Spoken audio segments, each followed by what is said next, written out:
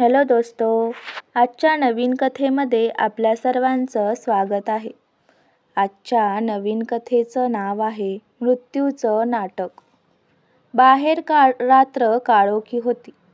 समोर समंदराच्या लाटांचा आवाज येत होता आणि त्या रात्री अजय कुलकर्णीच्या गाडीचा वेग 120 किमी प्रति तास होता. मोबाईलवर स्वराचा कॉल येतो. अजय, एवढा उशीर का झाला? केव्हा घरी येशील? अजय हसत म्हणाला, बस मी आ ही गया स्वीटहार्ट. आजच्या रिपोर्टिंगचं लास्ट शूट होतं. निघालोच आता घरी. अचानक मागून एक ब्लॅक SUV अजयच्या गाडीच्या बाजूने आली. त्या गाडीने अजयच्या गाडीला अचानक डावीकडे ढकलली. गाडी सी-लिंकच्या रेलिंगला धडक दिली आणि अजयची कार जळून खाक झाली. त्याचं शरीर पूर्णपणे जळून खाक झालं होतं. ओळखू न येण्याजोगं झालं होतं. पोलिसांनी शव ताब्यात घेतला. मृत्यूची बातमी कळताच स्वरा कोसळली. अन्वी म्हणजेच अजयची बहीण रडत होती. शहरभर अजयच्या मृत्यूची बातमी गाजली. पण खरी गोष्ट अजून सुरूही झाली नव्हती. अजयच्या मृत्यूला 3 महिने झाले होते. स्वरा अजूनही धक्क्यातून बाहेर आली नव्हती. रात्री उशिरा गॅलरीत उभी असताना अचानक तिला रस्त्यावरून जाताना अजयसारखा दिसणारा एक माणूस दिसला. स्वरा हळू आवाजात म्हणाली, नाही नाही, शक्य नाही. तो अजय नाही असू शकत. ती धावत खाली गेली, पण तोपर्यंत तो माणूस गायब झाला होता. त्या रात्री स्वरा पूर्ण रात्र जागी होती. त्याच वेळी अजयची बहीण अन्वीला एक मेल आला.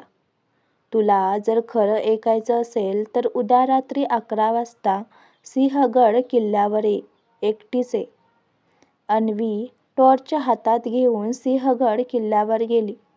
सगळीकडे अंधार पसरला होता आणि अचानक तिच्या मागून येऊन कुणीतरी तिचं तोंड झाकलं आणि बोलले, आवाज करू नकोस. मीच आहे, अजय. अन्वी आश्चर्यचकित झाली. भाऊ, तू जिवंत आहेस? हे कसं शक्य आहे? तुझ्या बॉडीवर तर आम्ही अंतिम संस्कार केले होते. हे असं कसं होऊ शकतं? अजयने तिचा हात धरला आणि म्हणाला, अन्वी, मी एका गुप्त मिशनवर आहे. CBI आणि रॉसोबत काम करतोय. मी एका अवैध शस्त्र रॅकेटचा पर्दाफाश करत आहे. माझ्या अपघाताचं नाटक करून मला मृत घोषित करण्यात आलं होतं. जर त्यांना कळलं की मी जिवंत आहे तर मिशन फेल होईल आणि तुझाही जीव धोक्यात येईल. अन्वीच्या डोळ्यात भाऊला बघून पाणी आलं. ती म्हणाली, भाऊ, स्वराला सांगायला हवं होतं. अजय डोळे मिटून म्हणाला, स्वराला काही कळू देऊ नकोस. तिला सांगितलं तर ती टार्गेट होईल. पुढच्या काही दिवसात स्वराला सतत अजयची चाहूल जाणवत होती. कधी जिन्यात पाऊलखुणा, कधी टेबलावर ठेवलेलं त्याचं पेन. तिच्या मनात शंकेचं वारं उठलं होतं. तिने एक दिवस अन्वीचा मोबाईल उघडून पाहिला आणि तिला तिथे अजयसोबत सिंहगडवर काढलेला एक फोटो दिसला. तो फोटो पाहून स्वराला तर धक्काच बसला. माझा नवरा जिवंत आहे आणि मला सांगितलंच नाही. त्याच रात्री स्वराला अजयचा मित्र विक्रम फोन करतो. स्वरा, तुला काही सांगायचं आहे. अजय जिवंत आहे, पण काळजी घे. ते लोक तुला टार्गेट केलं जाणार आहे. अजयने स्वराला आणि अन्वीला सुरक्षित ठेवण्यासाठी एका गुप्त ठिकाणी हलवलं. पण माफियाला याची खबर लागली. रात्री अचानक गोळीबार सुरू झाला. अजय म्हणाला, स्वरा, अन्वी, तुम्ही खाली बसा. डोकं वर करू नका. तेवढ्यात रॉ एजंट्स वेळेत पोहोचले. घनदाट जंगलात पाठलाग सुरू झाला. गोळ्यांचा पाऊस सुरू झाला. कार क्रॅशेस आणि स्फोट सुरू झाले. जणू एखादा हॉलिवूड थ्रिलर चालू होता. अजयने शेवटी माफियाचा डॉन राणा देशमुखला पकडलं. त्याच्याकडून मिळालेल्या पुराव्यांमुळे संपूर्ण शस्त्र रॅकेट उद्ध्वस्त झालं. मिशन पूर्ण झालं अजयने स्वराला मिठी मारली. माफ कर.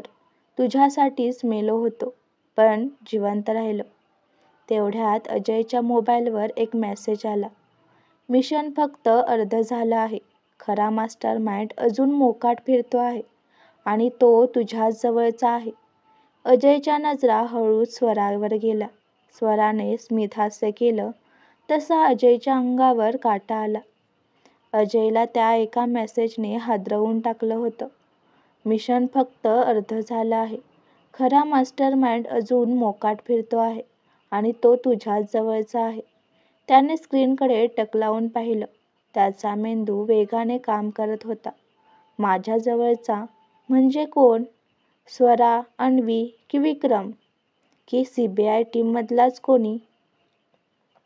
लोकेशन पुणे. विक्रमचं पेंटहाऊस. अजय थेट विक्रमकडे गेला.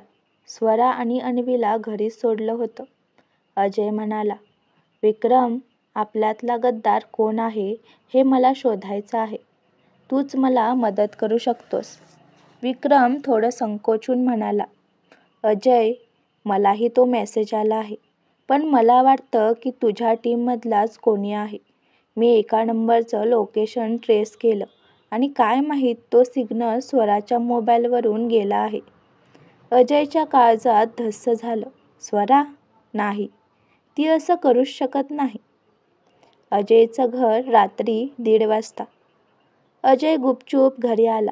स्वरा झोपेत असल्याचं नाटक करत होती. अजयने तिचा मोबाईल उघडला.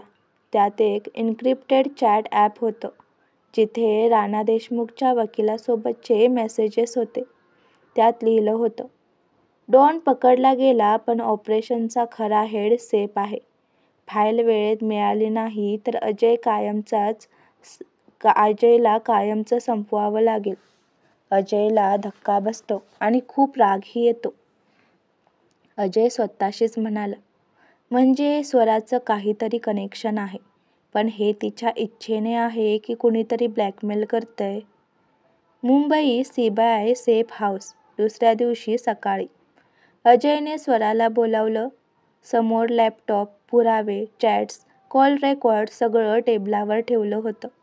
अजय म्हणाला, स्वरा, खरं काय आहे? तू माझ्याशी खोटं का बोललीस? स्वराच्या डोळ्यातून पाणी येतं. ती म्हणते, अजय, मी तुला वाचवण्यासाठी हे सगळं करत होते. विक्रमच खरा मास्टर माइंड आहे. त्याने माझा भाऊ सिद्धार्थला मारलं आणि माझ्या फोटोसह मला ब्लॅकमेल करत होता. त्याने मला धमकी दिली होती, जर मी त्याला माहिती दिली नाही तर तो तुला ठार मारेल. हे ऐकून अजय हादरला. विक्रम? त्याचा सर्वात जवळचा मित्र होता आणि तोच खरा गद्दार होता. मुंबई, गोदाम नंबर 7. रात्री 12 वाजता. CBIने ट्रॅप लावला. विक्रमला माहीतच नव्हतं की अजय सगळं समजून गेला आहे. रात्री 12 वाजता विक्रम गुप्त फाईल घेऊन गोदामात आला. अजय आणि त्याची टीम आधीच तिथे लपून बसले होते. अजय गोळीची नळी विक्रमकडे रोखून म्हणाला, खेळ संपला विक्रम तुझा. इतक्या वर्षांच्या मैत्रीचा विश्वासघात केलास. हे ऐकून विक्रम हसत म्हणाला, अजय, तू माझ्यासमोर काहीच नाहीस. तुझ्या मिशनचा खराखुरा मास्टर माइंड मीच आहे. तू मेलास तर हे सगळं माझं होणार आहे. गोळीबार सुरू झाला. गोदामात धूर, स्फोट, किंचाळ्या, जणू रणांगणच चालू होतं. अजयने शेवटी विक्रमच्या खांद्यावर गोळी झाडली. विक्रम जखमी झाला, पण पळून जायचा प्रयत्न करू लागला. स्वराने धावत जाऊन विक्रमच्या हातून बंदूक हिसकावली. स्वरा म्हणाली, तू माझ्या जीवाशी खेळलास विक्रम, पण आता तुझा खेळ संपला. विक्रमला CBIने अटक केली. लोणावळा तलावकिनारी. सकाळी. काही दिवसांनी अजय, स्वरा आणि अन्वी तलावाच्या काठी बसले होते. पहिल्यांदा तिघेही शांत श्वास घेत होते. स्वरा अजयच्या खांद्यावर डोकं ठेवून म्हणाली, मला वाटलं नव्हतं आपण यातून बाहेर पडू, पण तू जिंकलास अजय. अजय हसत म्हणाला, मी नाही, आपण जिंकलो आहोत. तेवढ्यात CBI head Agrawal sir phone करतात आणि म्हणतात, अजय, अभिनंदन. ऑपरेशन संपलंय, पण आमच्याकडे नवीन मिशन आहे. तुझ्या टीमशिवाय हे शक्य नाही. अजयने स्वराकडे पाहून स्मित केलं. युद्ध संपलंय, पण लढाई अजून बाकी आहे. आजची कथा आवडला असल्यास व्हिडिओला लाईक करा, चॅनलला सबस्क्राईब करा आणि कथा कशी वाटली हे कमेंटद्वारे जरूर कळवा. व्हिडिओ जास्तीत जास्त शेअर करा. धन्यवाद.